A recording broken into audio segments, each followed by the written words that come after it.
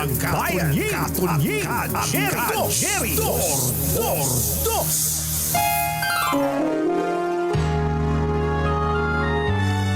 Kauna-unahan sa Pilipinas. Manila Broadcasting Company. DZRH. Member, kapisanan ng mga broadcaster ng Pilipinas. Member KBP, oras! Eksakto yung punto. Alas 6:05. Humahataw, humahagupit, lumalatay na komentaryo sa himpapawid. 2 por 2. Walang takot sa paghimay sa masalimuot na isyu ng bayan. 2 por 2. Humahataw na mga balita at impormasyon. 2 por 2. Ating damhin, ating lasapin ang hagupit na 2 por 2.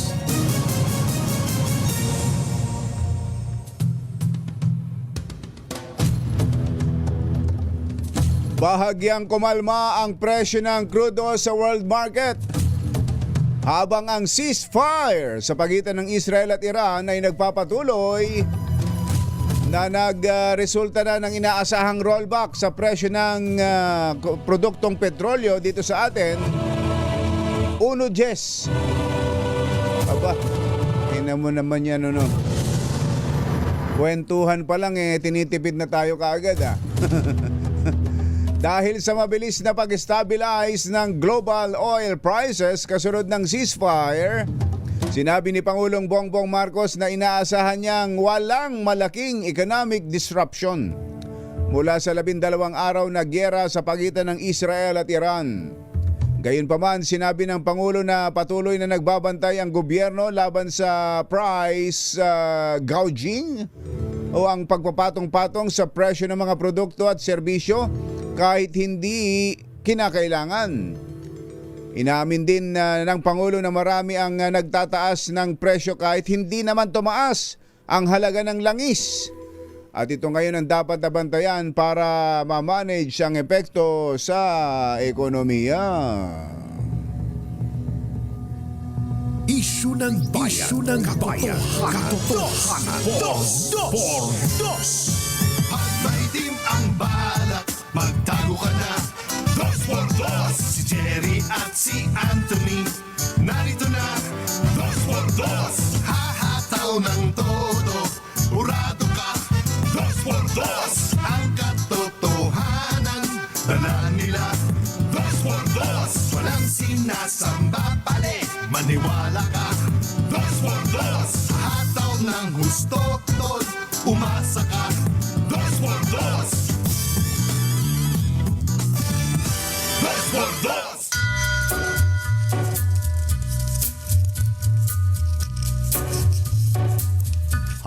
Hi. Maganda morning. Lamig. Magandang umaga, bayan! Ito po si Jerry Baha. Humahabol si Anthony Taberna. Muli pong sumasa inyo ang 2x2 sa umagang ito ng Friday! Yuhuu! Kumusta kayo mga textmates, mga text partners, mga kapamilya, kapuso, kapatid, kabarkada, mga kapitbahay? How are ya? Bakit ba ganun, ano? Ang sabi ng mga eksperto, ang presyo ng crudo sa world market ay bumaba na sa pre-Israel-Iran conflict era. Bago yung presyo ng langis sa world market ay bumalik na sa dating presyo bago inatake ng Israel ang Iran. Kaya itong itinaas na mahigit 5 piso sa atin simula ngayon, dahil yung second tranche ng oil price increase ay epektibo na ngayon. Wala, talagang hindi napigilan. Bakit naman sa kwentahan ngayon, ano sabi, Mother? 1.10 pa lang? 1 pa lang ang pwedeng ibaba next week. Aba. Maraming mapapainit ang ulo nito ngayon dyan, ha? Ha? Kapag pataas, big time. Kapag pababa, aba. Nakakahalata na kami sa inyo, ha? Kailangan meron ng umaksyon dito, ha? Total lahat ho yan espekulasyon lang. Yung binili nila, itong binili nilang presyo ng krudo, hindi naman yung presyong itinaas nung kainitan ng giyera.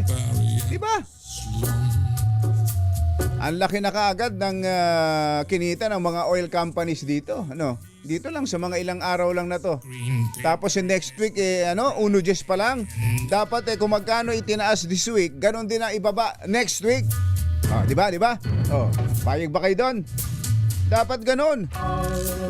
Ngayong humupa na at bumalik na nga raw sa level ng bago ang giyera, ang presyo sa world market ng crudo.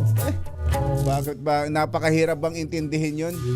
Kahit ba hindi natin talaga maintindihan kung anong batayan ng mga oil companies sa pagtataas, pero dito lang sa pangyayaring ito, malinaw na malinaw.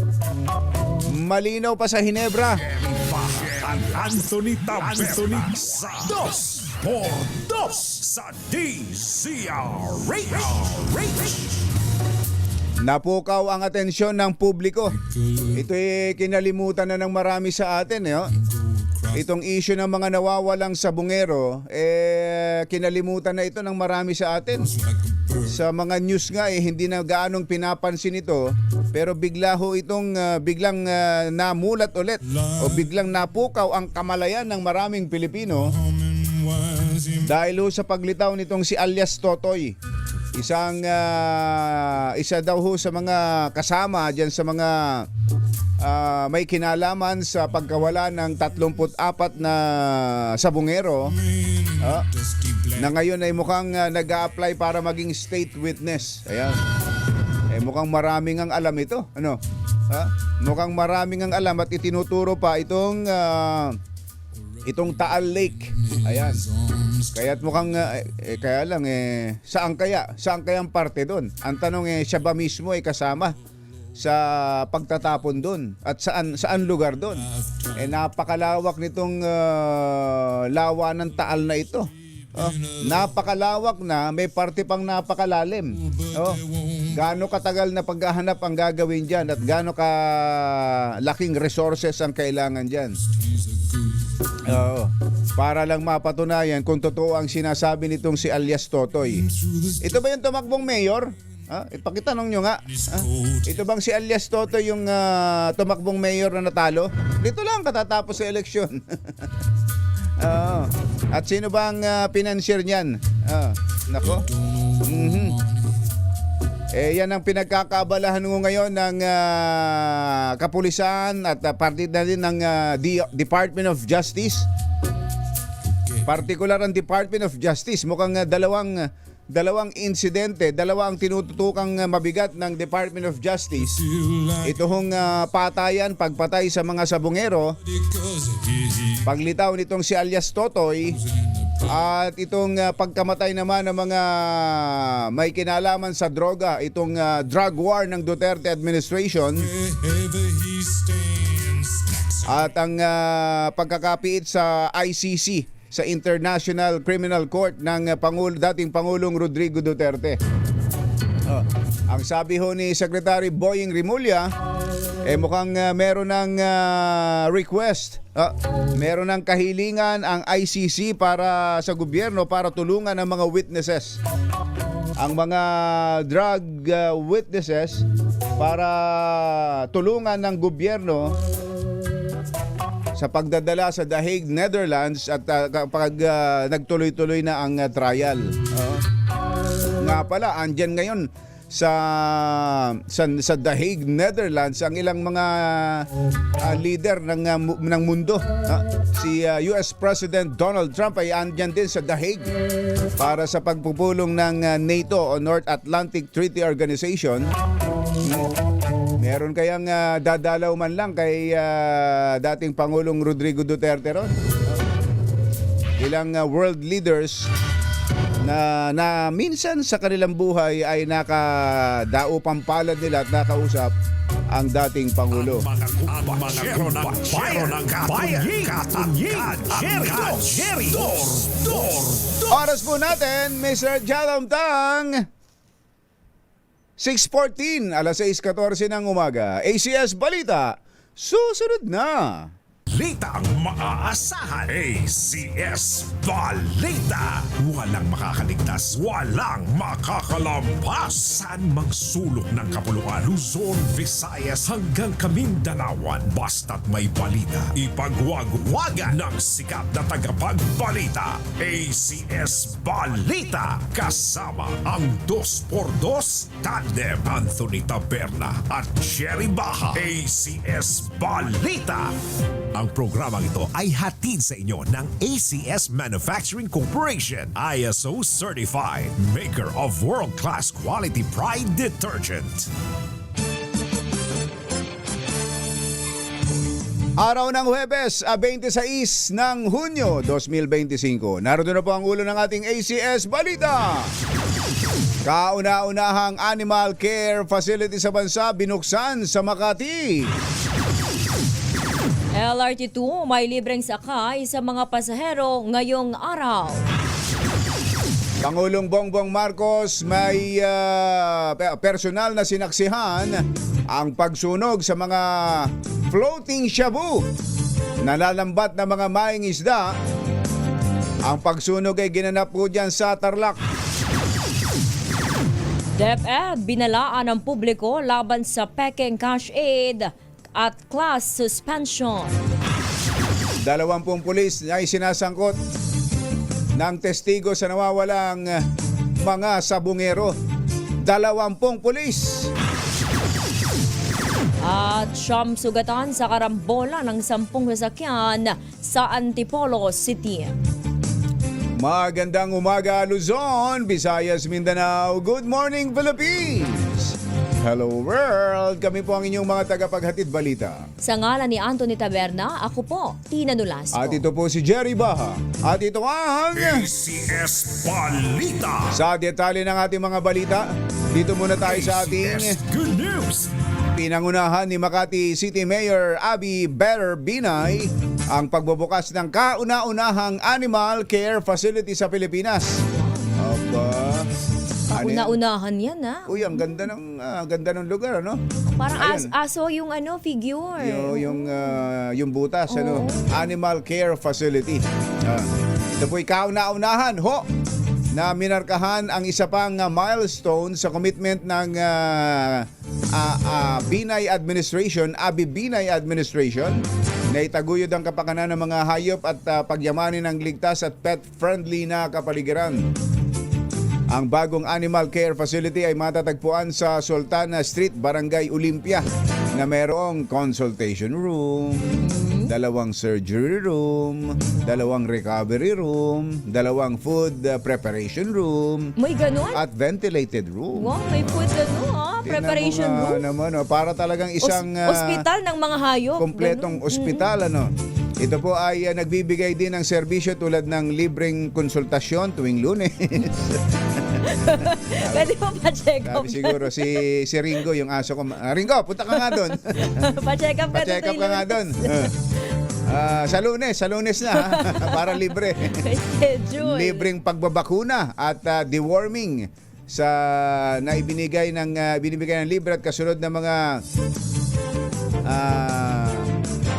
ano ito? Basta sinabi ni Mayor Abby Binay na karangalan para sa kanila na maging unang LGU na nagbukas ng ganitong pasilidad na nakatuon sa pangangalaga at proteksyon ng mga hayop. Sa pamamagitan ng nasabing pasilidad, inaasahan ng alkalde na maisusulong ang higit na kamalayan para sa kapakanan ng mga hayop at maitataguyod ang isang kultura ng pangangalaga, pagmamahal at pagmamalasakit para sa hayop sa loob ng ating tahanan at komunidad. Bukod sa world-class equipment para sa animal care at rehabilitation, ang pasilidad ay nag-aalok din ng malawak na serbisyo para sa mga alagang hayop, may-ari nito at sa komunidad. Tsaka laki ng lugar, ano? Oo, parang hospital talaga na. Para sa malaki. isang para lang sa isang lugar para sa mga hayop, napakalagi ng lugar. Taka tinan nyo, yung mga gamit Kumpleto. para talagang isang ospital ng tao. Maiinggit ng mga tao sa ibang mga paligid. Sana gayahin. Sa ibang lungsod dito sa Metro Manila. Papatalo ba? Sabihin, buti pa sa Makati. Ay. Kami tao dito wala. Walang ganyan.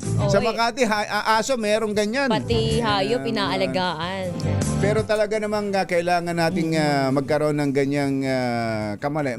Bagamat dito sa atin talagang marami na ang mulat sa pangangalaga sa hayop, lalo na sa aso. Kaya nga kapag nakakita tayo ng isang nanakit ng aso, Nagagalit tayo nagagalit tayo. Pero doon naman ho sa mga may alagang aso, maging responsable rin kayo. Correct. Tulad nitong nireklamo ni Parcon ngayon. Ano? Tuwing, ano yun? tuwing dadaan siya doon sa may malapit sa amin, sa may Saan? tuwing uuwi siya pag naglalakad, hinahabol siya ng aso. Akala ko naman sakyan. Hindi, Oo. naglalakad na siya pa uwi, hinahabol siya ng aso. Yung aso nakakatalon nasa bakuran, nakakalabas ng bakuran. Hindi nakatali, delikado. Nakakatalon at Nakakatakot. nangahabol sa kalsada.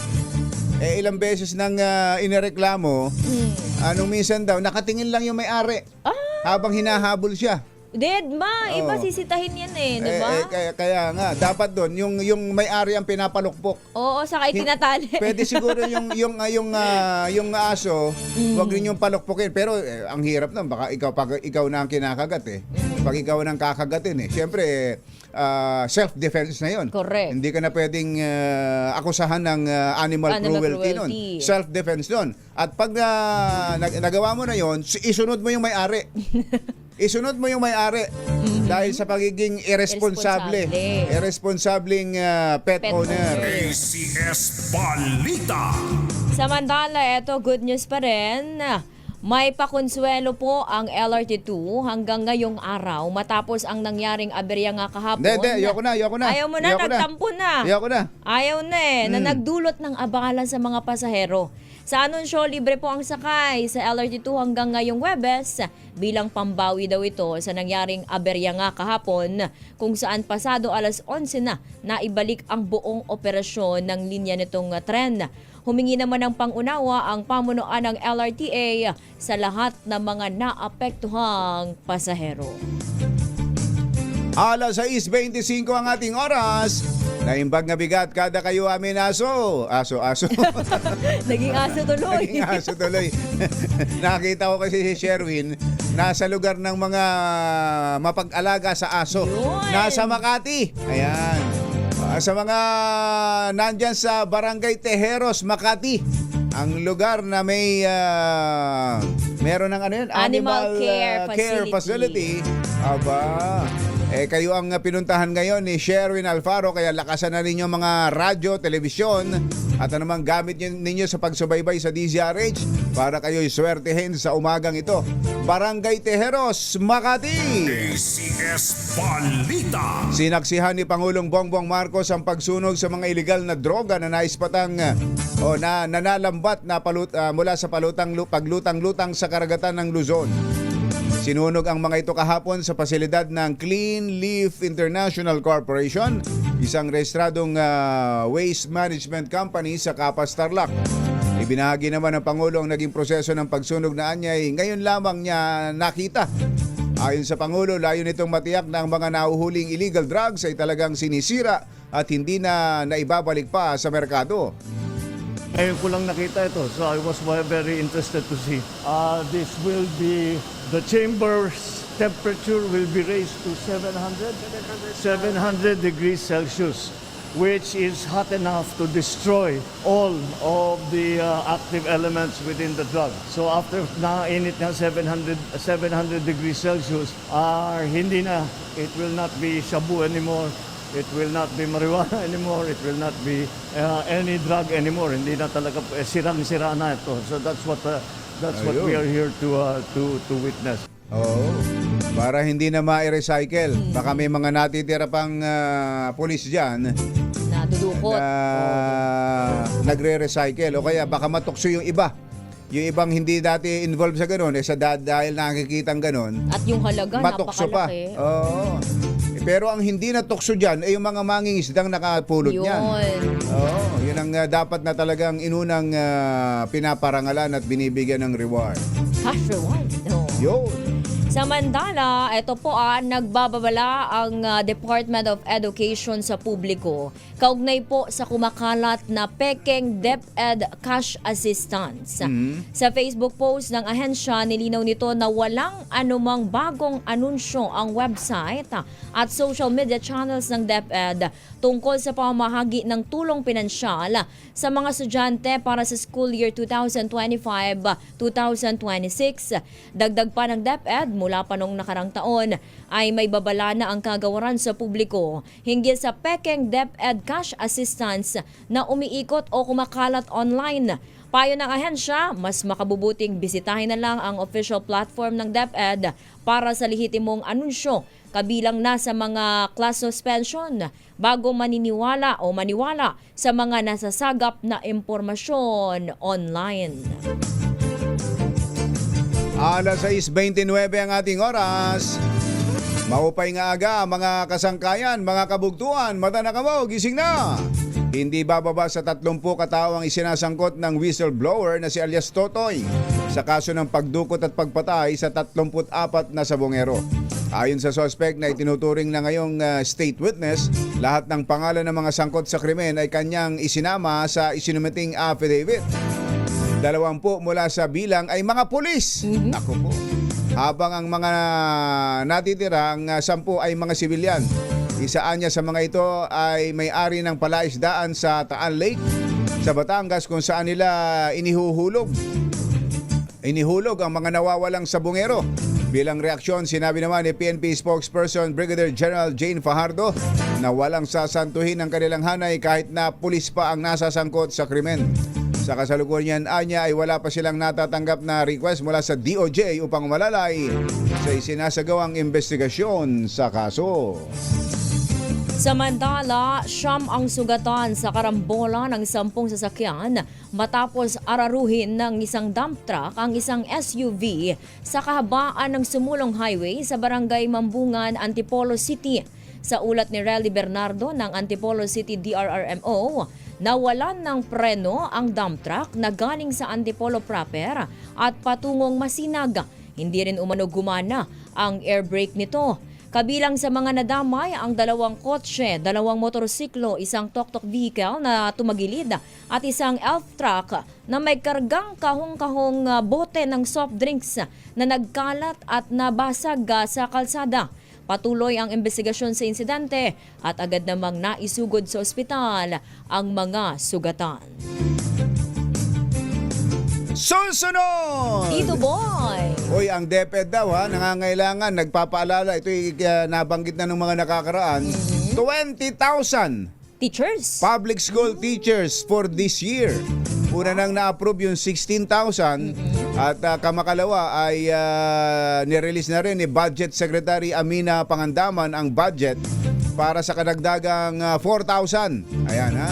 Kaya kung kayo ho'y nangangarap na maging teacher, Yung mga bagong graduate. ano ba requirement? Kapag Sa government. dito sa kapag fresh graduate ba pwede na kagad umentra? Kailangan may let passer ka. Ano yun? Let Narciso? Ano ba yun?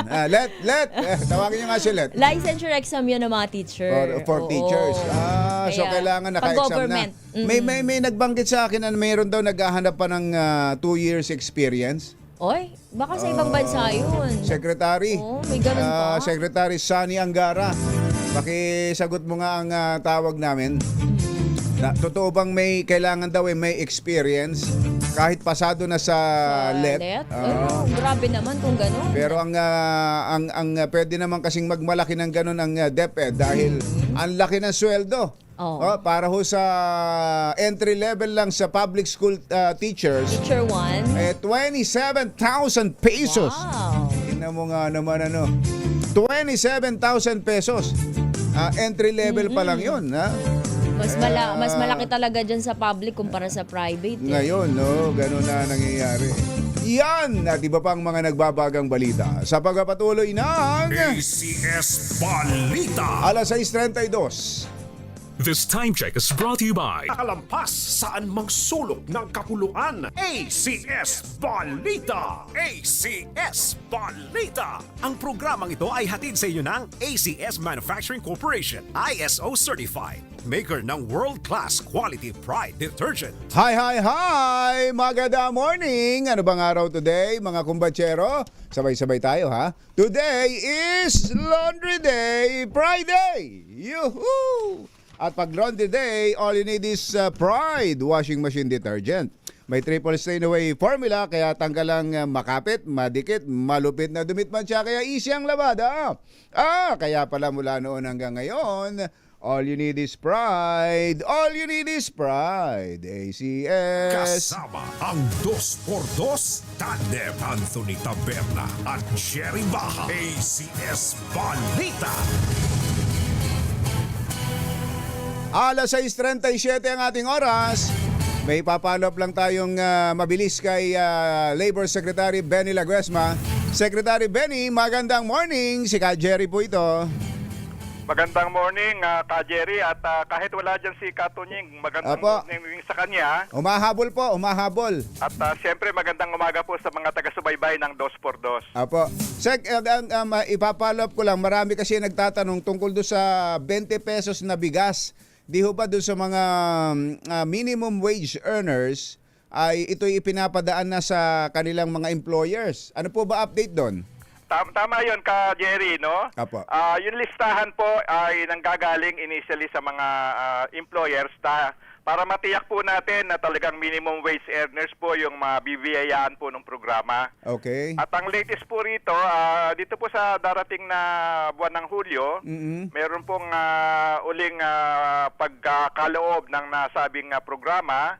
At amin pong tinatarget na malampasan po natin yung initial na nabigyan noong June 13 na mahigit 16,000. Ang Uy. target po namin na higit pa sa doble Oo. ang amin pong mapagkalooban. At hanggang sa pagdating po ng katapusan ng taon, ang target namin ni Secretary Kiko ng DA, umabot ng mga 500,000 to 600,000 po. So paano ho ang dapat gawin ng mga employer? Kailangan ho ba silang magpalista sa DOLE para yung mga minimum wage earners nila ay makabahagi niyan? Jerry, kami po ang nagre-reach out sa kanila. Oo. Ang atin pong regional director ng bawat rehiyon, sila po ang nakikipag-ugnayan sa mga employer. Pero kung meron po mga employer na maaaring hindi po nasabihan pa, Opo. at sa kanila po na mga palagay at paniniwala ay dapat ding mabigyan ng kanilang mga manggagawa. Oo. Bukas po ang tanggapan ng Department of Labor and Employment, saka ng DA po, dahil Oo. magkatulong po kami dito ng Department of Agriculture. At ito po ang mahigpit na tagubili ng ating Pangulong Ferdinand R. Marcos Jr. Tama Magsanib po. puwersa ang mga departamento na pwedeng magkaloob ng programa na magbibigay ng mas malakas at mas magandang pakinabang sa atin pong mga mamamayan. Opo, tsaka malaking tulong po ito. Yun nga, para sa mga minimum wage earners, hindi totaling tulong o ayuda sa mga walang trabaho. May trabaho ito minimum wage earners, mabigyan natin ng konting tulong sa pamamagitan ng murang bigas. Pero ito ho ba'y one time, big time lang? Halimbawa, kapag nakabili na kayo ngayong yung kumpanya ninyo, ay ngayong buwan, next month wala na kayo? Ganun ho ba yun? Ang plano po namin na meron pong sustainability magpatuloy. Kasi po yung hindi naman po yung parang inilunsad lamang tapos Ayun na nga. darating na buwan ay wala na. So Oo. ayun po yung aming direksyon at na medyo nakatutuwa, Ka Jerry, no? Merong mga ilang employer sa ilang rehiyon. Bukod po doon sa kanilang pagbibigay ng listahan ng kanilang mga manggagawa na minimum wage earners, dinadagdagan pa po nila ng dilata yung nabibiling bigas ng kanila pong Aba, mga manggagawa. Yan ang maganda, no? Yan ang Opo, kaya mainam. nga po yun ang ini-encourage namin. At Oo. siguro gusto ko lang bigyan ng diin, Ka Jerry, kasi may nagsasabi kagad na parang smoke screen o pang alis ng iba pang mga benepisyo. Wala po. Ito po ay complementary.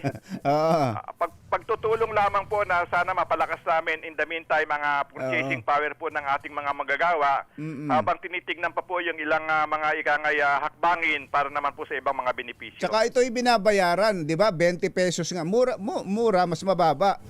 Pero binabayaran pa rin. Ayun po ito, may bayad sa kanila. Paano hong ginagawa nun? Salary deduction? Ayun po yung nakabatay na po yun doon sa arrangement ng Employer. at saka ng kanyang manggagawa kasi yung salary deduction po dapat may authority rin na ibigay ang ating mga manggagawa bago makapagkaltas. Tama po. Hindi po basta-basta magkakaltas na lamang pero yun po ay maganda naman po dahil receptive ang ating pong mga manggagawa at very supportive naman po ang mga mamumuhunan o employers. Paanong ang sistema ho sa pagbili? May limit? Ayun po, meron 10 kilo bawat isang buwan po. Ayun. 10,000, 10 kilo bawat manggagawa sa loob ng isang buwan. Opo. Isang beses lang sa isang buwan. Opo. Ayun po ay in the meantime, no, habang tinitignan po natin na sana lalong gumanda ang ating produksyon ng ating mga magsasaka at maiwasan po natin ang mga kalamidad, magtuloy-tuloy po at nang sa ganon sustainable at maging palagian na po yung programa. Yun pong binabanggit ninyo 16,000 minimum wage earners na unang nakinabang o beneficiaries. Sa ilang bilang po ng mga kumpanya o employers ito? Ito po mahigit na 100 ho yung 100, yung nationwide. Apo. Mahigit na ang akin hong pagkakatanda mahigit na 100 mga establishmento. Ang nakalaho ko diyan pero ngayon ho medyo lumalaki po yung bilang kaya ang aming hamon sa amin po dalawa ni Secretary Kiko, yung sustainability na nabanggit nyo kanina ka Jerry. Sigurado hong maraming magkaka-interest diyan. At sigurado marami ang nagnanais na ngayon na tumawag sa inyo, Secretary. Mamaya i-announce ko number ninyo. Number na lang makikita naman po nila na yung yung mga number po ng rehiyon para directly po medyo magawa na po kagad ng paglilista at matignan na po yung listahan ng kanilang manggagawa sa atin mga iba-ibang mga regional offices. Regional offices ng DOLE. Opo, kalahok po silang lahat dito sa programa na ito.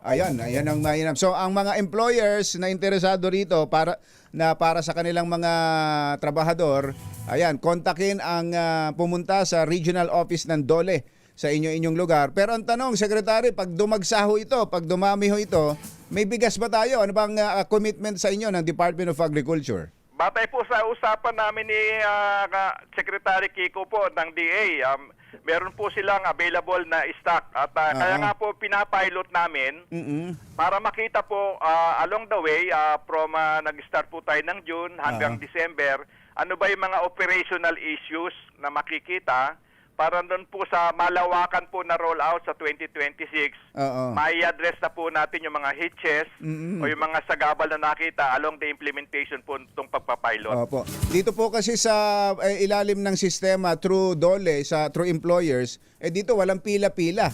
Kaya maganda ho ito. Opo, at medyo inaayos po rin namin yung sistema para hindi makaabala sa trabaho ng manggagawa, hindi makaabala sa operasyon ng kumpanya, at tiyakin po na ang makikinabang yun talaga mga tinatarget na beneficiaryo. Opo. Yung itong hong para sa July, anong petsa ho? Yung inyong... Wala pa po akong pista sa ngayon, pero normally po nagagawa po yan yung panahon ng sweldo, maaari pong 14 pwede isabay. Tama. Kaya po naman ay 30 or 29. Yan po yung para po nang sa ganon, kaliwaan. Meron pong available na pambayad ang ating mga manggagawa. Yun nga, para kaliwaan. Total tama yung Jerry. Total mura lang naman, 20 pesos lang. Secretary, salamat po. Magandang umaga po sa inyo. Maraming salamat ka Jerry at maraming salamat din kay Katunying. Mabuhay po ang inyong programa. Magandang umaga po. Magandang umaga po. Secretary Benny Laguesma, DOLE, Department of Labor and Employment. Kasama ang 2x2 Tandem Anthony Taberna at Jerry Baja. ACS Balita. Alas 6:45 ang ating oras. Sa ilan pa nating mga balita, naghahanap po ng 20,000 bagong guro ang Department of Education. Kasunod ito ng pag-aproba ng Department of Budget and Management sa sabing bilang ng karagdagang mga teachers para sa school year ngayon. Ayon kay Education Secretary Sani Angara, layo ng hakbang na maabot pa ang mas maraming estudyante, maibsan ang bigat ng trabaho ng mga kasalukuyang guro at mapaganda ang pagtuturo sa mga paaralan. Git ni Secretary Angara, bawat bakanting posisyon ay sayang na oportunidad para sa mga bata, kaya ginagawa ng DepEd ang lahat para maisara ang kakulangang ito, hindi lang sa mabilis na hiring kundi sa mas maayos at matalinong pagde-deploy. Samantala, itinalaga ni Pope Leo XIV si Brother Armin Luistro bilang bahagi ng Dicastery for Institute of Consecrated Life and Societies of Apostolic Life sa Vatican. Kinumpirma ang kanyang pagkakatalaga sa Press Bulletin ng Vatican noong Martes, June 24. Si Luistro ay naging kalihim ng Department of Education noong 2010 sa ilalim ng pamumuno ni dating Pangulong Noynoy Aquino. Siya rin ang kauna-unahang Asyano na namuno sa De La Salle Brothers na nagpapatakbo ng mga paaralan dito sa Pilipinas. Ang dicastery ay may tungkuling isulong at pangasiwaan ang mga kongregasyong panrelihiyon at mga sekular na institusyon na namumuhay ayon sa evangelical councils sa loob ng simbahang Katolika.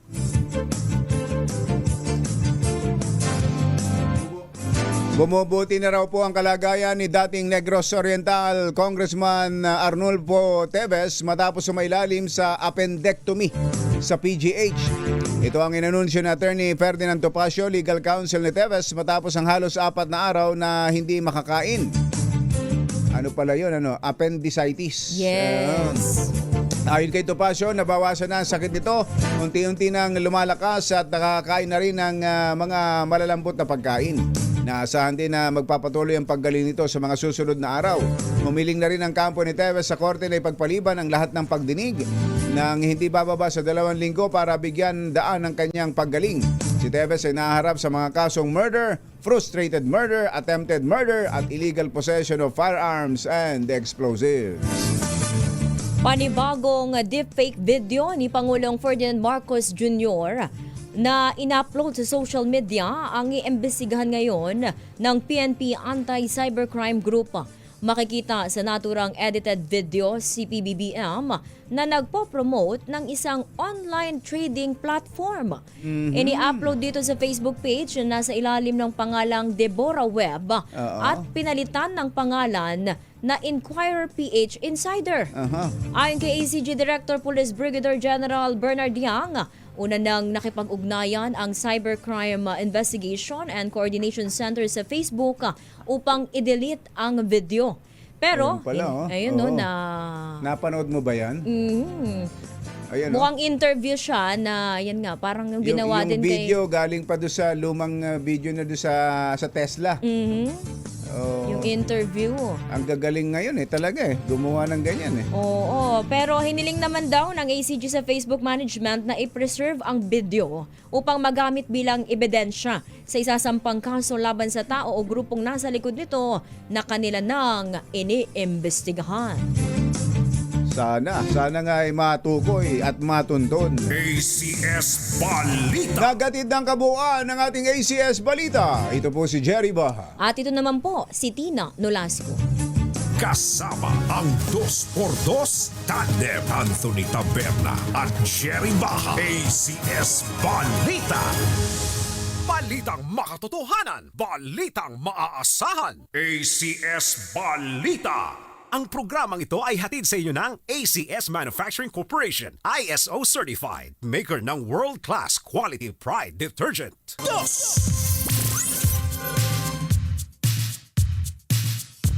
Hi Rex Kayanong!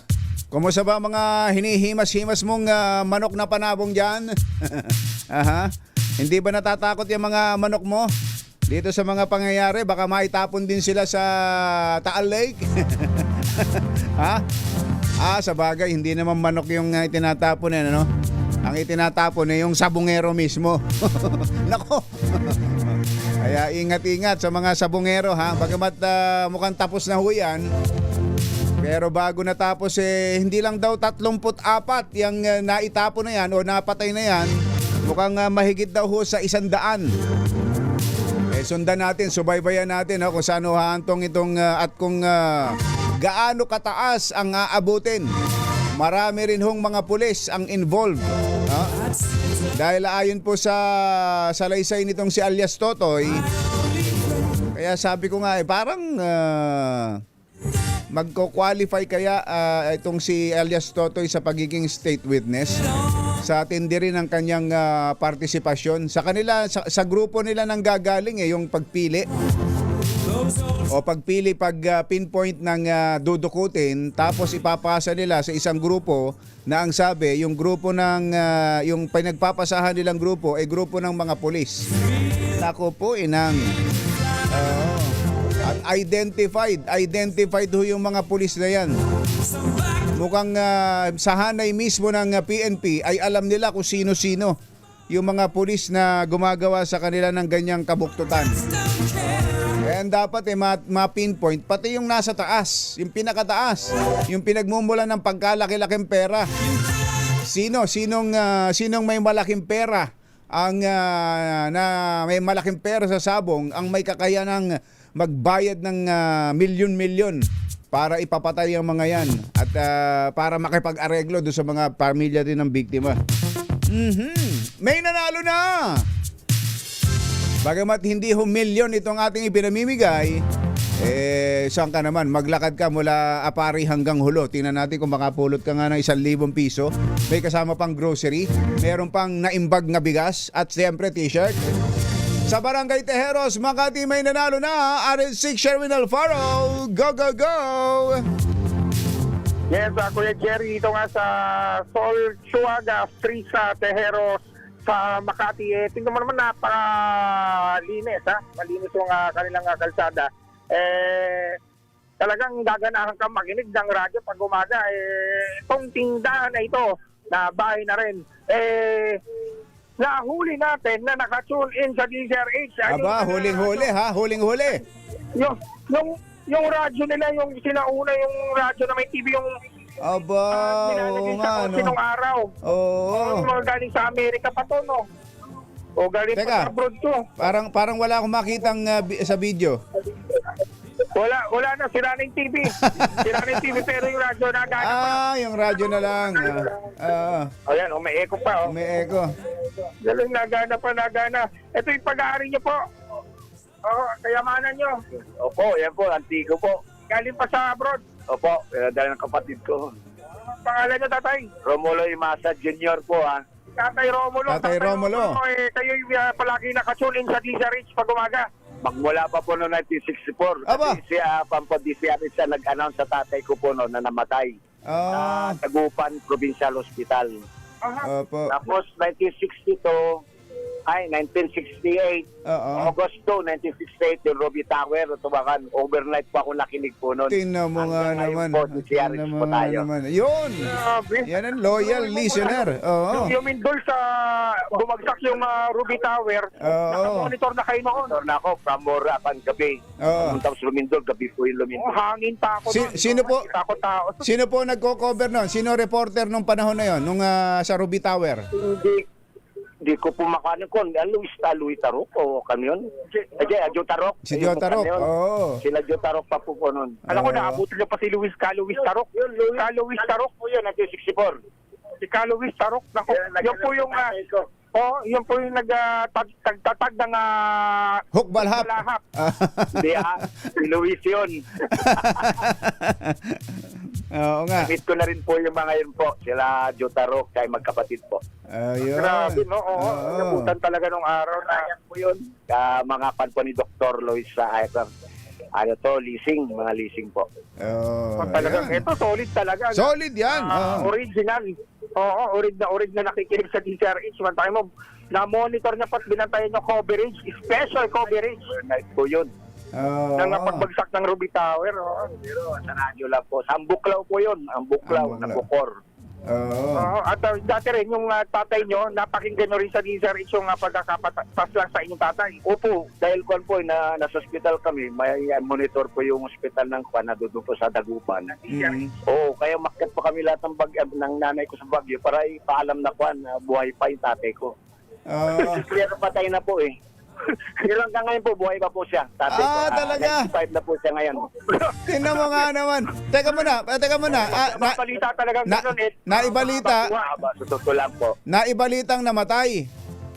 Paano ho nangyari? Noong 1964 po, December 24. Bakit ho nagkaroon ng, tinan yan, 1964 pa lang, may fake news na. Opo, mayroon na po yun. Tapos kasi yung Batangas Night po, lumabas sa may kanpo, sa may suso niya sa kabandang kanan. Minonitor po ng kanpo, no. Ayun, sinabi, dinicrate doon, dead on arrival. Actually, hanggang ngayon po, buhay pa po siya.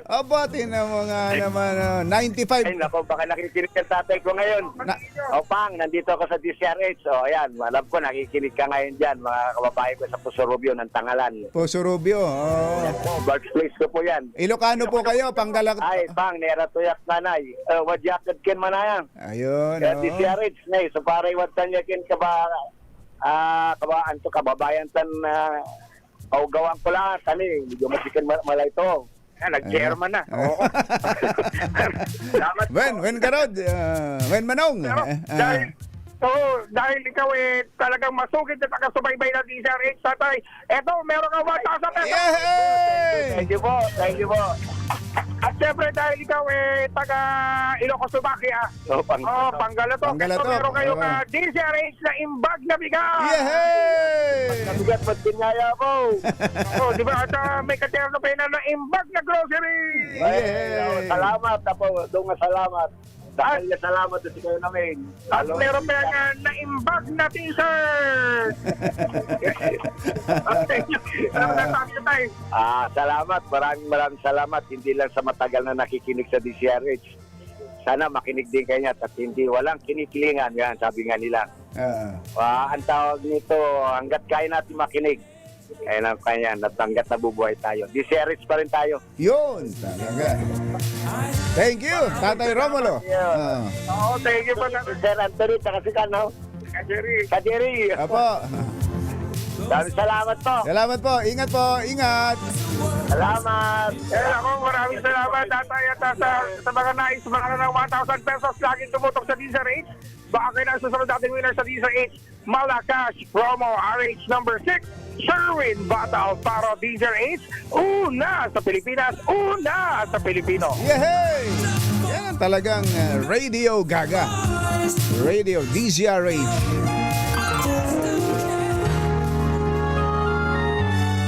Kauna-unahan sa Pilipinas. Manila Broadcasting Company. DZRH. Member, kapisanan ng mga broadcaster ng Pilipinas. Member KBP, oras. Kapopoy! 2 minuto na makalipas ang ikapito ng umaga. Bago, balita na alam mo, balitang magdadagdag ng talino. Dahil bagong impormasyon, makibalita. Unang-una sa DZRH. Pangunahing balita. Kasama ang 2x2 tandem nina Anthony Taberna at Jerry Paha. Araw ng Huwebes, 26 ng Hunyo 2025. Narito na po ang ulo ng ating mga pangunahing balita. Higit pisong rollback sa petrolyo posible sa susunod na linggo. Ikalawang yugto ng oil price hike ngayong araw natuloy.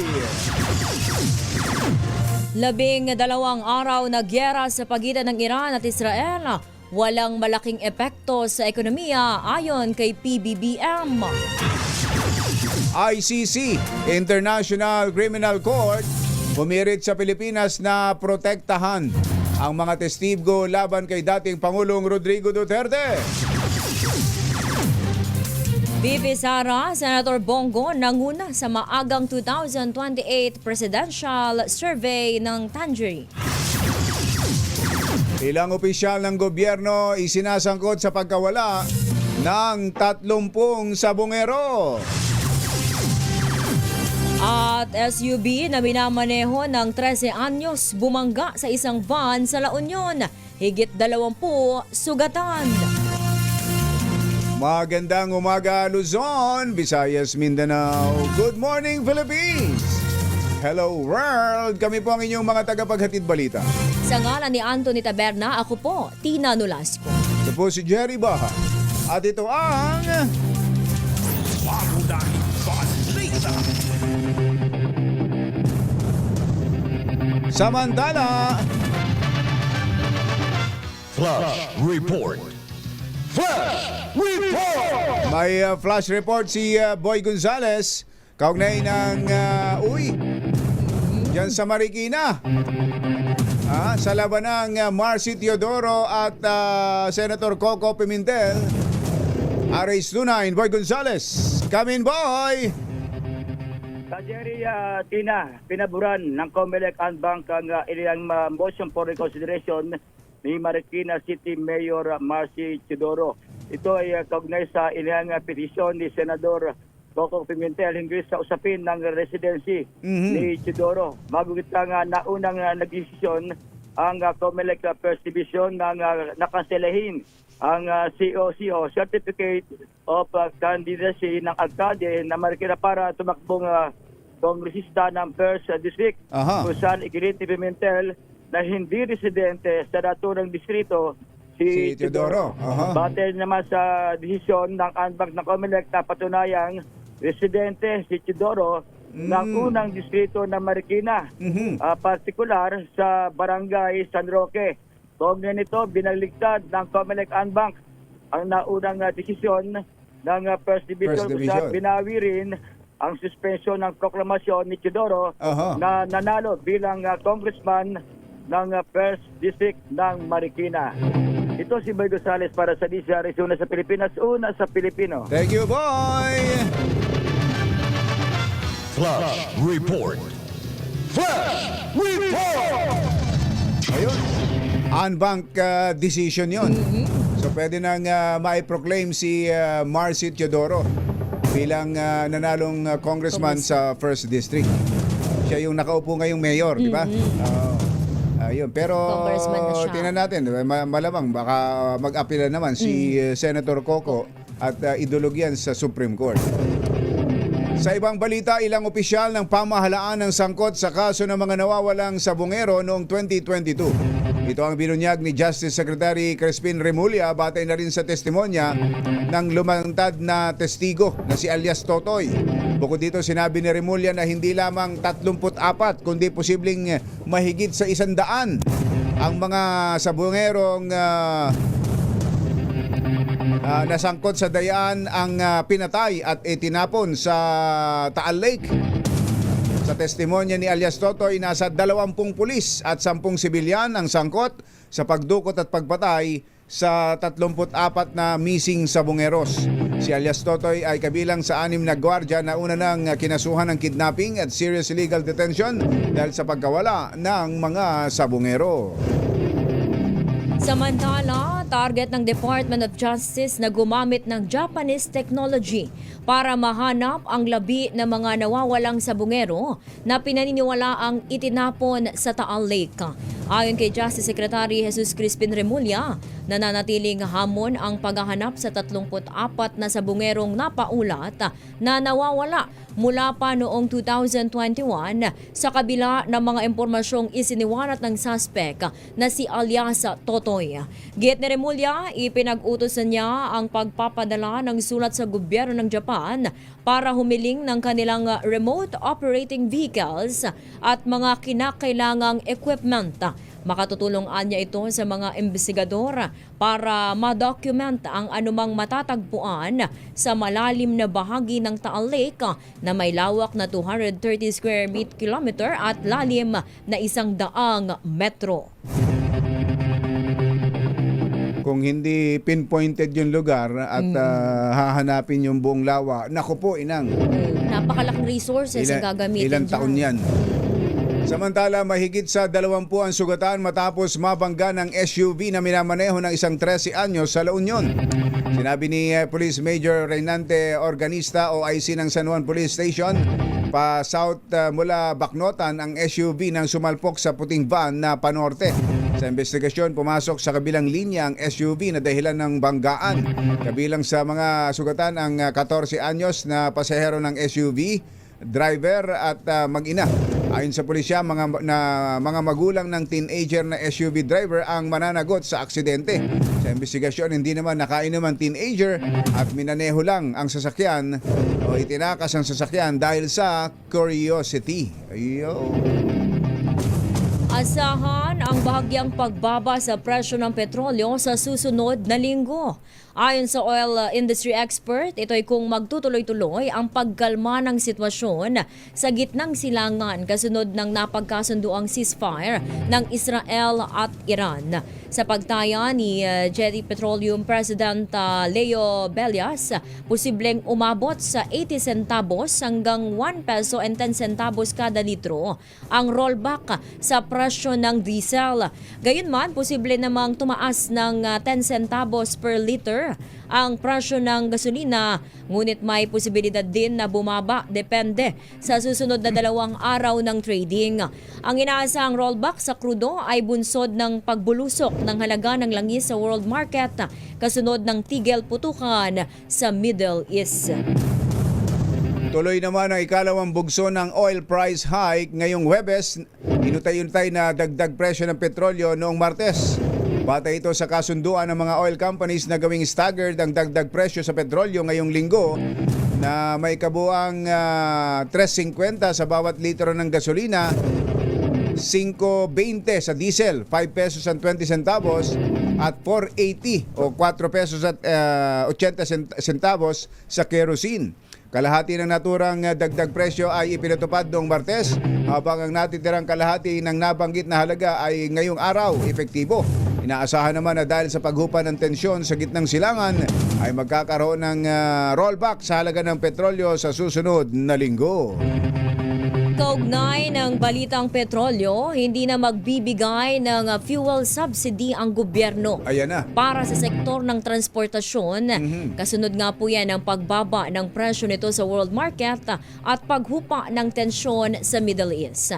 Ayon kay Pangulong Bongbong Marcos, wala nang pangangailangan na magbigay ng fuel subsidy nang bumaba ang krudo sa $69 kada bariles mula sa dating $79 kada bariles. Hindi pa bumababa dito sa atin. Tinaas pa nga ngayon. Kaya nga tuloy pa. Pakinggan natin ang panayam kay Pangulong Bongbong Marcos. Kung hindi nagbago yung presyo, then do the same like before. Ang sinasabi namin, hindi ayuda, subsidy, pag tumaas ang presyo. Kung di tumaas ang presyo ng langis, then there's no need for that. We can proceed, we can do business as usual. Si Pangulong Bongbong Marcos. Oras po natin, Engineer Tony Nanggel, 7:12. 7:12 ng umaga. Samantala, walang nakikitang malaking epekto sa ekonomiya ng Pilipinas ang pamahalaan sa sigalot sa pagitan ng Israel at Iran. Ito ang positibong pananaw ng Pangulong Bongbong Marcos matapos magkasundo para sa ceasefire ang dalawang bansa at pagbaba ng presyo ng petrolyo sa world market. Sa kasalukuyan, nananatilian niyang nakabantay ang pamahalaan sa sitwasyon sa Middle East at nakatutok pa rin ang gobyerno sa galaw ng presyo ng langis sa pandaigdigang pamilihan. We looked at it at inanalyze namin kung paano mangyayari. And nakita natin that the effect on the economy should be manageable. May effect siyempre kahit paano pag tumaas ang presyo ng langis. Si Pangulong Bongbong Marcos. Pumirit ang International Criminal Court o ICC sa gobyerno ng Pilipinas na protektahan ang mga tetestigo laban kay dating Pangulong Rodrigo Duterte. Bilang tugon, tiniyak ni Department of Justice Secretary Jesus Crispin Remulla na nagbigay na sila ng suporta at kooperasyon hinggil sa naturang hiling ng ICC. Samantala, kinontra ni Remulla ang request ng kampo ni FPRRD na interim release para sa dating Pangulo.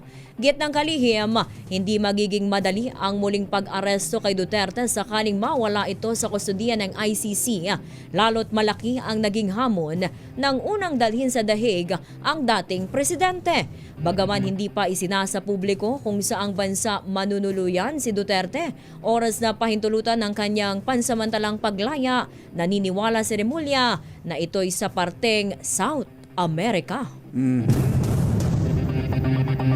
Susunod! Tito Boy! Sino itong magaling na aktres na may malaking peklat sa hita? Uy, Opo. bakit kaya? Na naging kontrobersyal dahil daw ito raw ay bakas ng kalupitan. Totoo ba? Bakas daw ng kalupitan ng mister nito. Pero ang totoo pala, Ano? ito'y bakas ng lipo. Sino kaya yan? Nagpalay po. Nagpalay po sa isang pipitsuging doktor. Kaya pala. Sino yan? At iba pang mga nagbabagang balita sa pagpapatuloy ng Pangunahing balita. alas 7:15. Sumite ng entries ang mga interesadong lumahok. Bukas ang kompetisyon sa lahat ng amateur and professional Filipino photographers na may edad na 16 na taong gulang pataas. Ayon kay PAGCOR Chairman at CEO Al Tenco, layo ng mga photo contest ngayon taon na ipakita ang mahalagang papel ng mga proyektong pang-infrastruktura gaya ng mga highways, tulay, seaports, airports at iba pang may kinalaman sa pag-unlad ng ekonomiya. Maaaring magsumite ng photo entries sa ilalim ng 3 kategorya, ang conventional, mobile at drone. 8 grand winners ang pipiliin ng PAGCOR sa bawat kategorya. Tatanggapin ang mga entries hanggang July 31 lang. Kaya't ano pang hinihintay? Sali na! Jerry Baja at Anthony Taberna sa 2x2 sa DZRH. Isunod ko na nga rin ito, Aling Tina. No? Ay! Oy, Colonel Sam!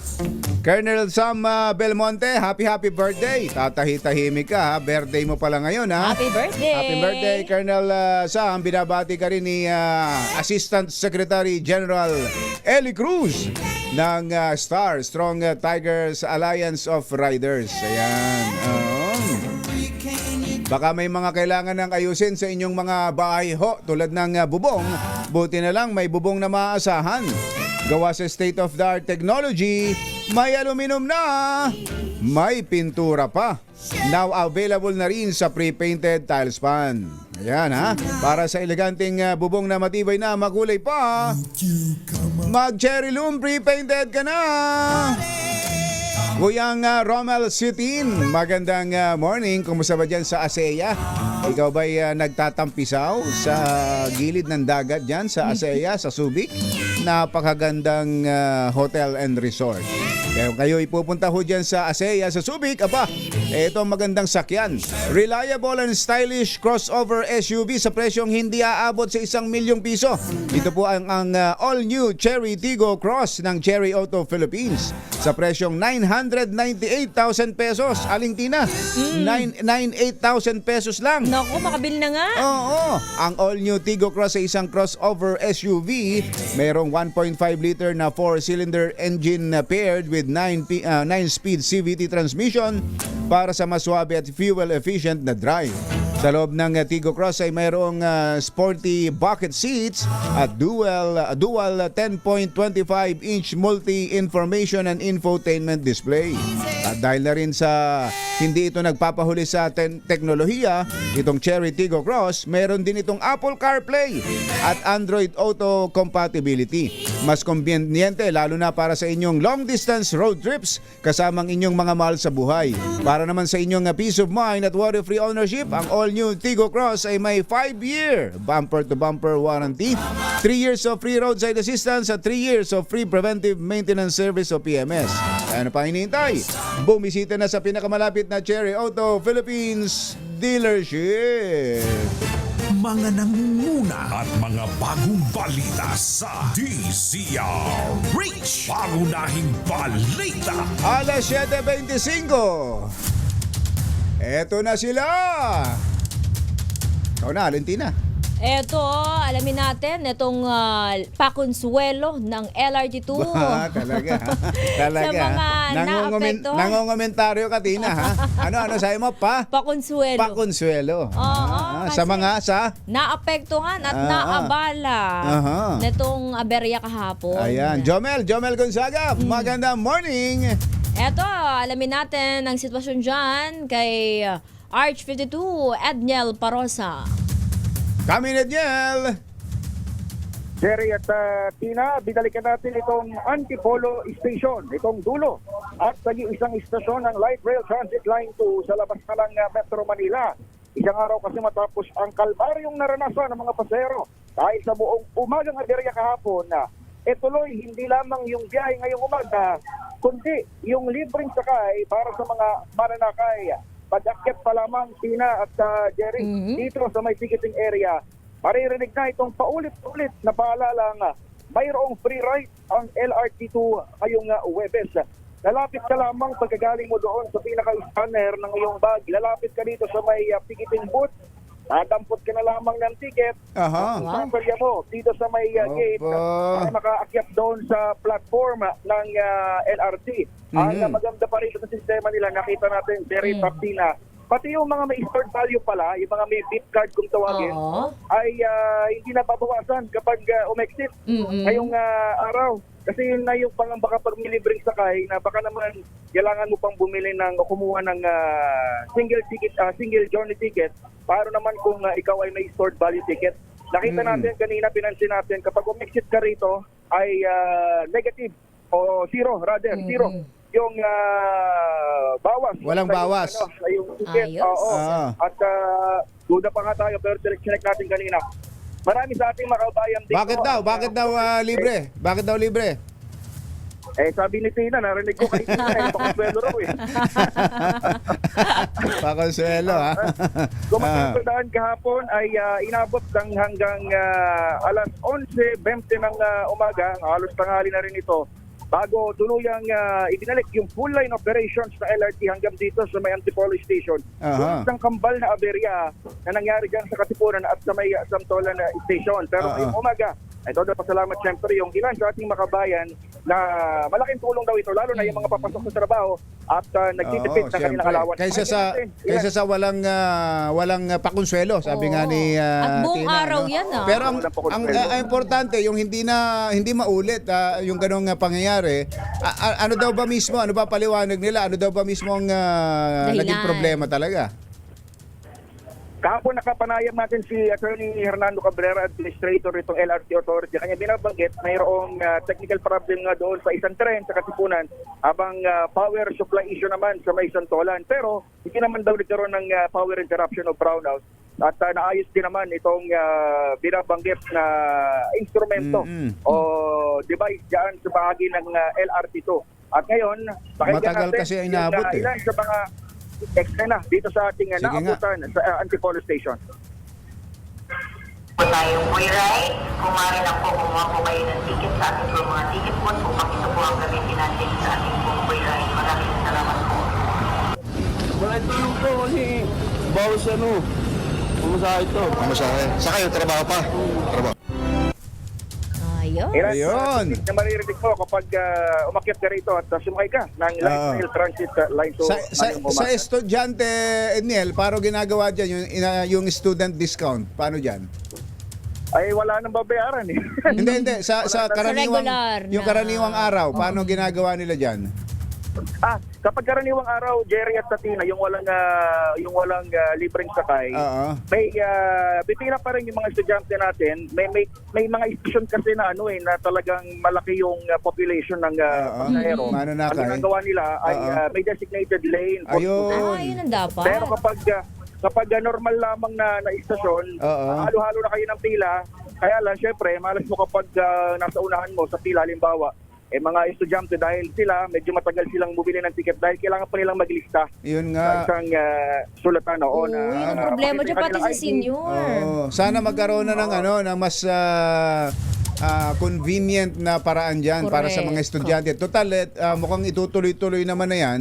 Halimbawa yung bibili nilang card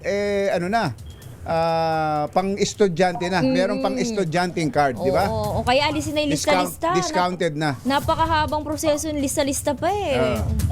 Oo, maglilista-lista ka pa para yung ginagawa ng mga senior natin kapag mag-appeal ng Oo 30% discount. Sana ID lang pwede na. Oo. Pero sa ngayon, iisa pa lang yung ticket ng single journey at sa beep card o stored value para sa lahat, regardless kung may discount ka or wala. Kaya ang discarded, Jerry at Katina, doon sa binamangit ko nga, may mga istasyon na malaki population. For example, dyan sa may Recto Station, doon sa dulo naman sa Maynila, napansin natin na may times, lalo na kapag rush hour, ay hiwalay yung pila ng mga estudyante doon sa mga regular na bumibili ng ticket. So yun ang sitwasyon dito sa LRT, partikular sa Antipolo Station na Lawigan ng Rizal.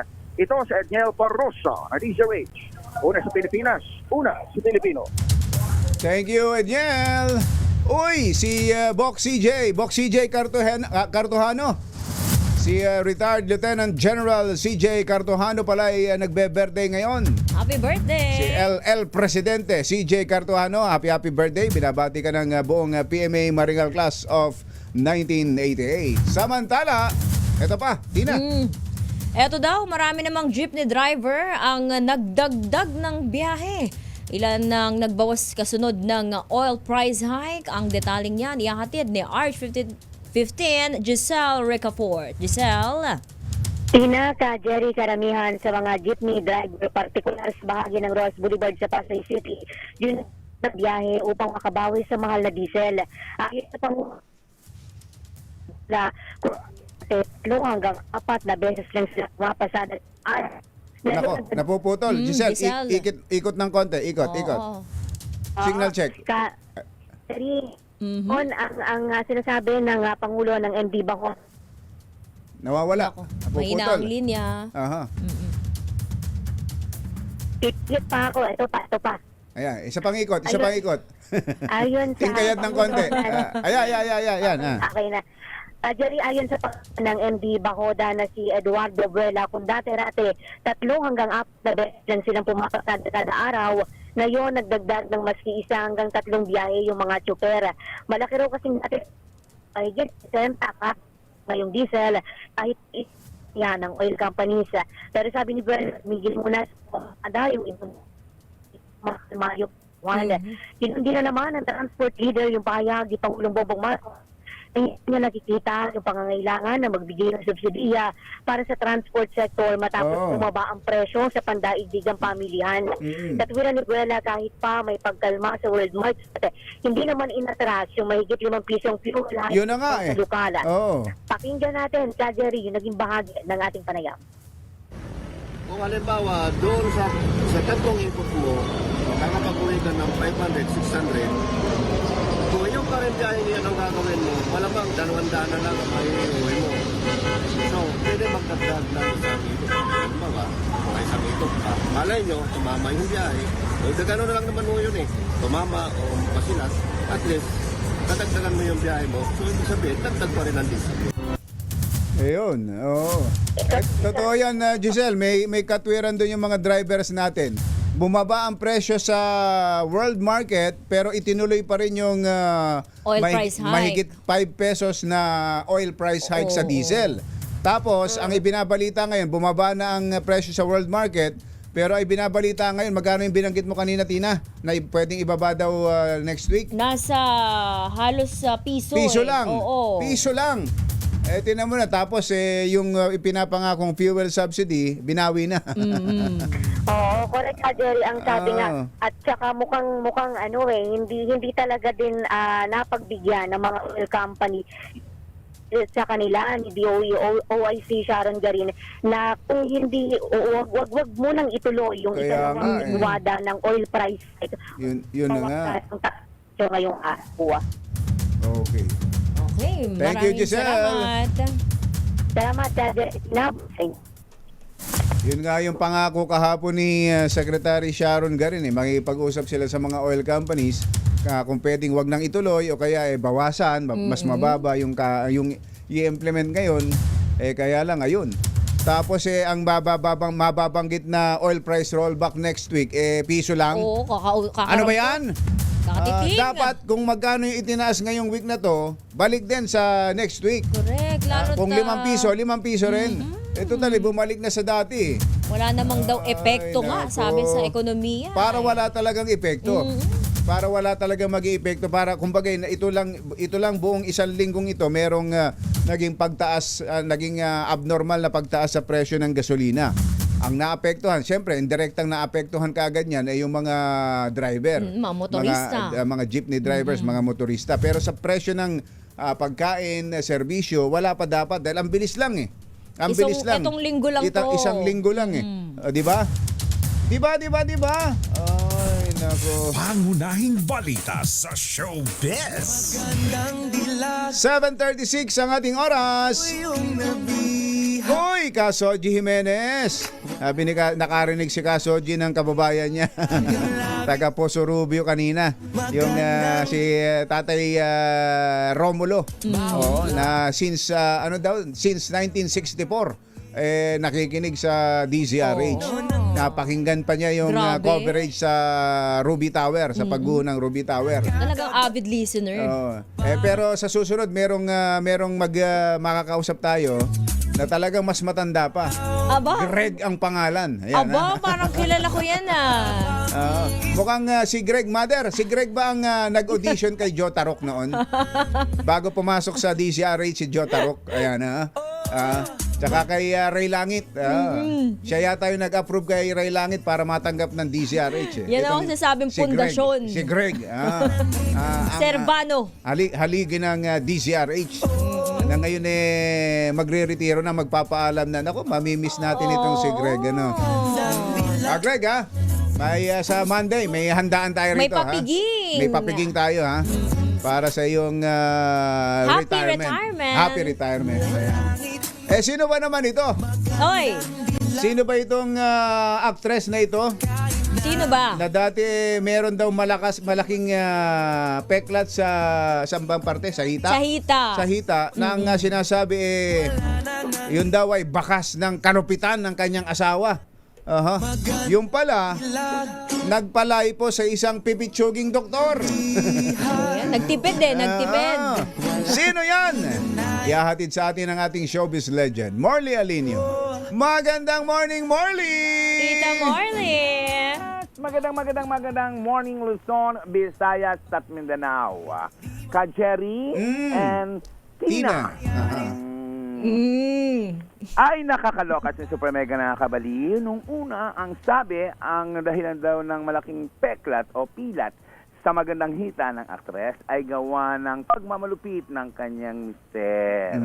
Pero may nagchika naman sa atin na ito ay maling proseso ng pagpapalay po ng naturang aktres sa isang putyo-putyong doktor. Ay, gano'n? Ang doktor na ito ay friendship nitong si aktres kung kaya't hindi na nito nagawa pang magdemanda. Gano'n. Nagtipid.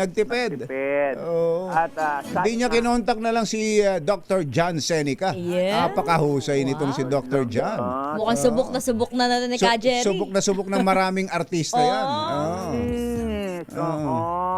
Ayan. Kaya rin kanyang magpaganda. Ay. Kayang-kaya. Ugali. Oo. Nare-retoke rin ni Dr. Kaya John yan. May iparitoke akong ugali. Ugali? Iparitoke akong ugali. Aba, sino? Araw ang tunay na dahilan, Tina and Ka-Jerry, ng pagkakaroon ng malaking peklat ng naturang aktres sa kanyang hita. Well, kung yun nga ang katotohanan, nakakalungkot dahil hindi na makapag-baby suit ang naturang magandang aktres dahil sa kanya. Ba yun? Alam ko, yung mga andami kong kakilala at Pwede pa? nagpapalay po. Hindi naman, may hindi halata. Kanya halata. Sa kanya halata. Baka pwede pa yung paayos sa ibang doktor. Inisip, kumusta na kaya yung kay Sharon? Ano, di ba? Yung sa braso niya. Sa braso niya, no? Na Sobra yun. laki ng peklat din. Dahil sa... Oo nga, ano. Sino ba yan? Naku, masasabi ko na lang, Pati ba ugali niyan kailangan baguhin? Tumingin na kayo sa Sky. May attitude din talaga yan. Tumingin na kayo sa... Pag kaibigan niya, napakabait nito sa kaibigan. Pero ang masasabi ko lang, look na lang kayo sa Sky. Yan ang ating DZRH showbiz. May asawa na ba yan? Ay, sabi mo, pinagbintangan yung asawa. Sino yung asawa? Clue. Yung asawa ba'y aktor din? Actor din, siyempre. Action star? Magaling na actor. Action star? Yabu!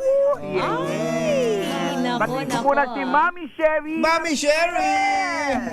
Mahal na mahal ko. Ayan. Yan ang ating DZRH showbiz natin.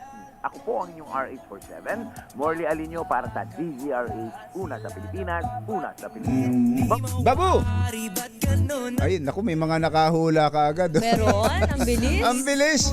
Si Luisito Paulo Barba, alam na alam ka agad. Tumingin daw sa Sky, alam agad. Yun na naman. Gusto na kaya si Raymart, ano?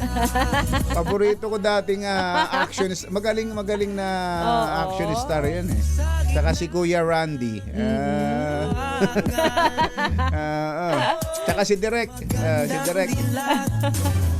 Mga nangunguna at mga bagong balita sa DZRH. Pangunahing balita. 7:41. Ay, gano'n, nagkaroon. Problema raw. Mga nangunguna at mga bagong balita sa sige. DZRH. Pangunahing balita. Itutuloy na muna namin ito. Isang bansa sa South America ang posible daw pong kumupkop kay dating Pangulong Rodrigo Duterte sakaling aprobahan ng International Criminal Court ang hiling nitong interim release. Ito ang sinabi ni Justice Secretary Crispin Remulla nang tanungin kung anong bansa ang handang tumanggap sa dating Pangulo. Una nang sinabi ni Vice President Sara Duterte na isa ang Australia sa mga bansang kinukonsidera ng kampo ng kanyang ama para sa posibleng pansamantalang paglaya nito. Aba, kaya pala doon ang punta ng dating ni Vice President. Kailan ba yun? Nitong itong week? Tama ba? Last week. Tsaka malamig doon ngayon, ano? Malamig ngayon doon sa Down Under. Sinabi naman ng defense lawyers ng dating Pangulo sa ICC Pre-Trial Chamber na isang third country ang pumayag ng kupkupin ng dating Pangulo oras na payagan ng ICC ang kanilang request. Nanguna sa 2028 presidential at vice presidential mobile-based survey sina Vice President Sara Duterte at Senator Bongo. Sa datos, niyan, ha? Wala pang agang survey niyan, ha? Sa datos, nakakuha ng 35% voter preference si BP Sara at 19% naman ang nakuha ni dating Vice President Leni Robredo. Numero 1 naman sa listahan ng napipisil na Vice Presidente si Senator Go na umani ng 38% voter preference habang 22% ang nakuha ni incoming Senator Bam Aquino. Isinagawa ang nasabing survey mula June 20 hanggang June 22. Alas 7:43 ang ating oras. Ipagpapaliban muli ng Senate Impeachment Court ang impeachment trial kay Vice President Sara Duterte hanggang sa mabuo na ang House Prosecution Panel para sa 20th Congress. Maliwanag ni Senate President Chis Escudero, kailangan kasi muling bumuo ng House Prosecution Panel dahil sa ilang kongresista ang matatapos na ang termino at meron ding mga bagong mauupo. Sa kabila nito, pagtitiyak ni Escudero, magpapatuloy pa rin ang mga paghahanda sa impeachment trial oras na mag-convene ang 20th Congress. Nakahanap ng ibang dahilan si Senate President Chis, ano? Meron ulit. At ang itinuro, meron ulit. Meron ulit dahilan. Tingnan nyo na yan, Senator Chis. Si Tina, nangungomentaryo na dito. Dahil sa mga ginagawa ninyo. Sipin yung pati desisyon at hakbang gawa ng House, sila na nagdesisyon. Hindi pa may mga nabawas sa prosecution. Bubuuin ng bagong panel. Ba't di nyo bayaan yung Kamara ang problema dyan? Talagang ang daming, kapag ayaw talaga, ang daming dahilan. Ano? Pag gusto, may paraan. Samantala, dapat magpasya ang senator judges batay sa ebidensyang ilalatag sa Senate Impeachment Court at hindi sa kulay ng politika. Ayon kay Senator-elect Bam Aquino, tungkulin ng senator judges na kilatisin at maglitis ayon sa mga ebidensya at hindi ang magpasya bago pa man mapag-aralan ang mga ito sa korte. Ito ang pinanindigan ni Senator-elect Aquino kaugnay ng impeachment case laban kay Vice President Sara Duterte. Bagaman inamin ni Aquino na nakikipagdialogo na siya kasama ang iba pang senador patungkol sa Senate leadership, sinabi nitong wala pang solidong plano sa intensyon nila ni Senator-elect Kiko Pangilinan at Senator Risa Hontiveros na maging minority bloc sa 20th Congress. Git ni Aquino, malalaman na lamang ang kanilang desisyon bilang grupo sa pagbubukas ng 20th Congress. Hi, Uncle Sam Martires, ang ating ombudsman. Tinatanong ni Uncle Sam kung sino yung actress. Magbasa po kayo ng comment section, nandun ang sagot. At si Professor Gabby Lopez. Professor Gabby Lopez, happy birthday daw kay ate kong si Mina Austria. Ayan, ating Mina Austria, happy birthday. Dami nagbo-birthday. At si ating Irene Messina. Ako, hindi ko pala nabasa ito kahapon. Oy. Yung kanyang brother, si Kuya Alan Poe Messina na nag-birthday kahapon. Belated happy birthday. Mula kay ating Irene Messina at BIR Collection Division Makati. Ayan. Susunod! Dito, boy! Aba, meron daw isang witness. Meron daw pagbubunyag ang isang witness sa Senado tungkol sa ginawa ng isang senador. Ano yan? Yan at iba pang mga nagbabagang balita sa pagpapatuloy ng 747. Happy birthday mo daw muna kay Yusek Paul Gutierrez. Happy birthday! At meron pa, Police Colonel Sam Belmonte. Binati ko na yan kanina, si Colonel Sam. Ibinunyag ng isang Senate Committee witness na binayaran umano siya. Nino? Ni Senator Risa Hontiveros para tumestigo laban kay Pastor Apollo Kibuloy. Naku, kaselo lagmay, matindi ito. Ito ang sinabi ni Michael Mauricio na tumayong witness sa mga ginawang pagdinig ng Committee on Women, Children, Family Relations and Gender Equality na pinamumunuan noon ni Hontiveros.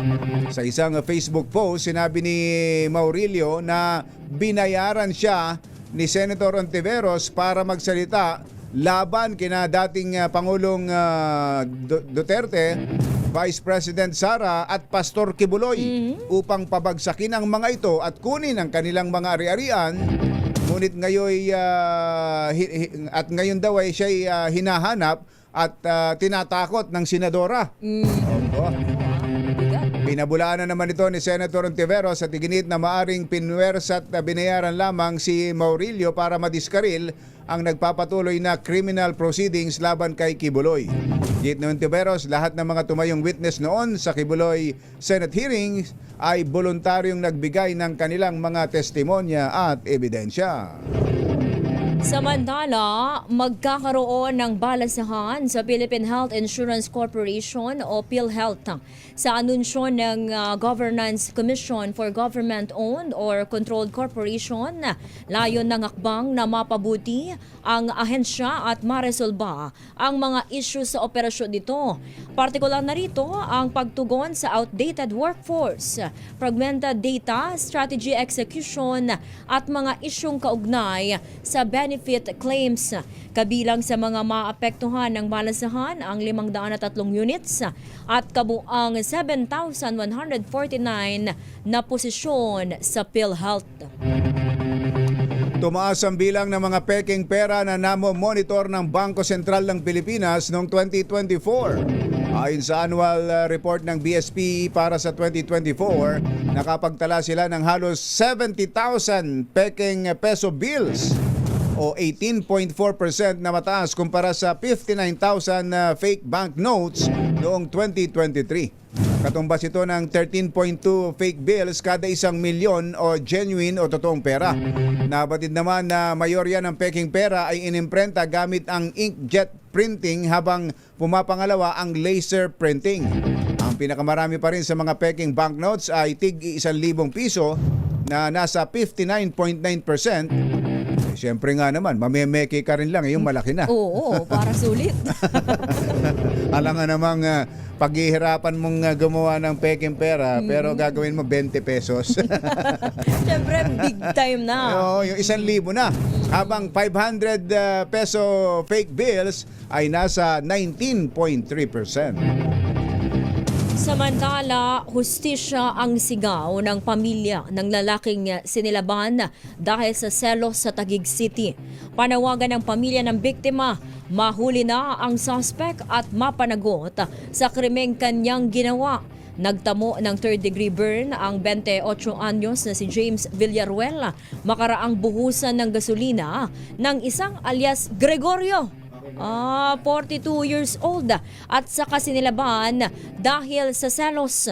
Sa ulat ng pulisya, napag-alamang kapitbahay ng biktima ang partner ng suspect na naharap sa kasong frustrated murder at physical injuries.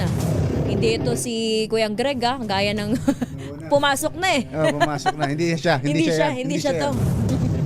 Naghatid ng kabuuan ng ating mga pangunahing balita. Ito po si Jerry Baha. At ito naman po, si Tina Nolasco. Mga nangunguna at mga bagong balita sa DZRH. Pangunahing balita. Alas 7:52. Sportos. Ay!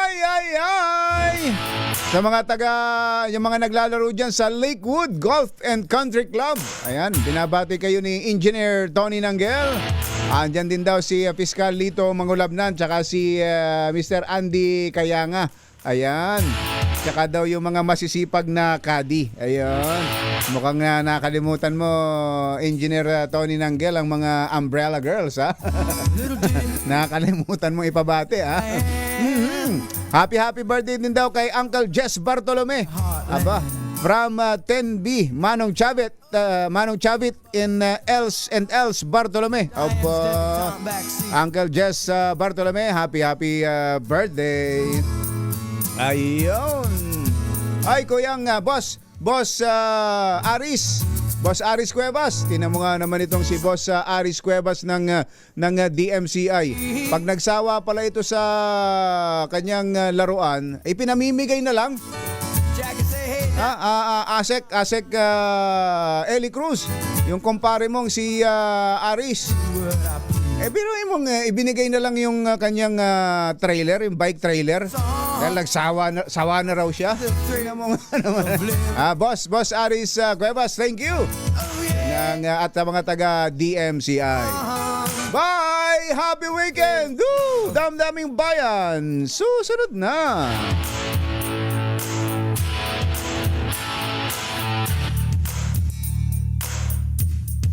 This time check is brought to you by...